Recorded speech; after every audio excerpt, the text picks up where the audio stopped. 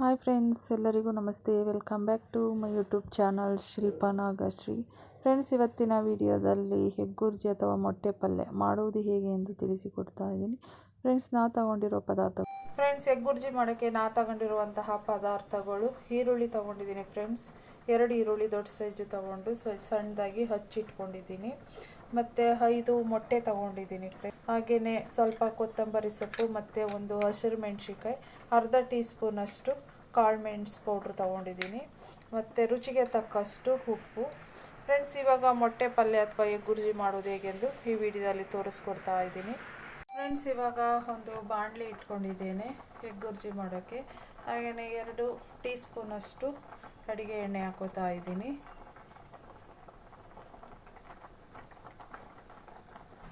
Friends, ಇವಾಗ ಎಣ್ಣೆ ಕಾದಿದೆ, ನಾನು ಈರುಳ್ಳಿ ಹಾಕೋತಾ ಇದ್ದೀನಿ.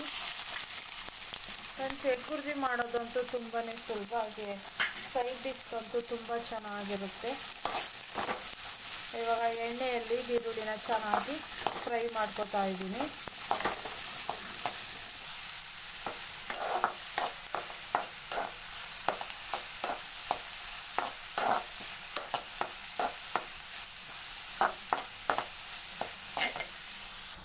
ಫ್ರೆಂಡ್ಸ್, ಇವಾಗ ಚೆನ್ನಾಗಿ ಫ್ರೈ ಆಗಿದೆ ಈರುಳ್ಳಿ. ಇವಾಗ ಇದಕ್ಕೆ ನಾನು ಹಸಿರು ಮೆಣಸಿನ್ಕಾಯಿ ಹಾಕೋತಾ ಇದ್ದೀನಿ.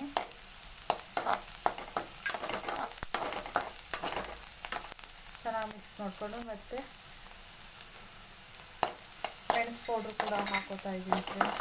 ಇವಾಗ ಎಲ್ಲವೂ ಕೂಡ ಚೆನ್ನಾಗಿ ಮಿಕ್ಸ್ ಮಾಡ್ಕೋತಾ ಇದ್ದೀನಿ. ಫ್ರೆಂಡ್ಸ್, ಇವಾಗ ರುಚಿಗೆ ತಕ್ಕಷ್ಟು ಉಪ್ಪು ಹಾಕೋತಾ ಇದ್ದೀನಿ.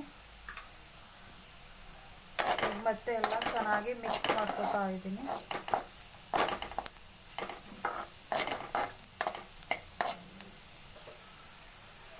ಫ್ರೆಂಡ್ಸ್, ಇವಾಗ ಇದಕ್ಕೆ ಮೊಟ್ಟೆ ಹಾಕೋತಿದ್ದೀನಿ. ಆಲ್ರೆಡಿ ನಾನು ಒಂದು ಪ್ಲೇಟ್ಗೆ ಮೊಟ್ಟೆನ ಒಡೆದು ಹಾಕ್ಕೊಂಡಿದ್ದೆ. ಇವಾಗ ಜೊತೆಗೆ ಹಾಕೋತಾ ಇದ್ದೀನಿ ಮೊಟ್ಟೆನೆಲ್ಲ.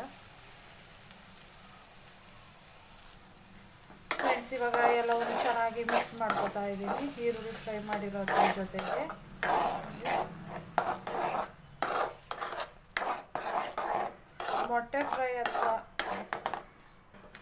ಮೊಟ್ಟೆ ಪಲ್ಯ ಅಥವಾ ಎಗ್ಗುರ್ಜಿ ಮಾಡೋದಂತೂ ತುಂಬಾ ಈಸಿ.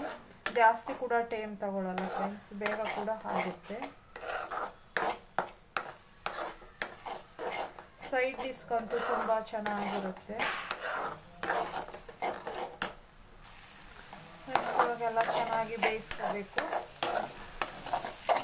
ಆಗಾಗ ತಿರುಗ್ತಾ ಇರಬೇಕು, ಇಲ್ಲಾಂದರೆ ತಳ ಹಿಡಿದ್ಬಿಡುತ್ತೆ, ಮೊಟ್ಟೆ ಎಲ್ಲ ಸೀದೋಗ್ಬಿಡುತ್ತೆ. ಸ್ವಲ್ಪ ಕೈ ಆಡ್ತಾನೆ ಇರಬೇಕು.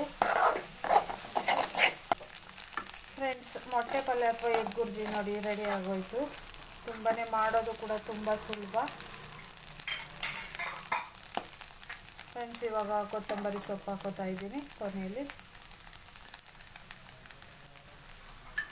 ಚೆನ್ನಾಗಿ ಕೊತ್ತಂಬರಿ ಸೊಪ್ಪು ಕೂಡ ಎಲ್ಲ ಮಿಕ್ಸ್ ಮಾಡ್ಕೋತಾ ಇದ್ದೀನಿ.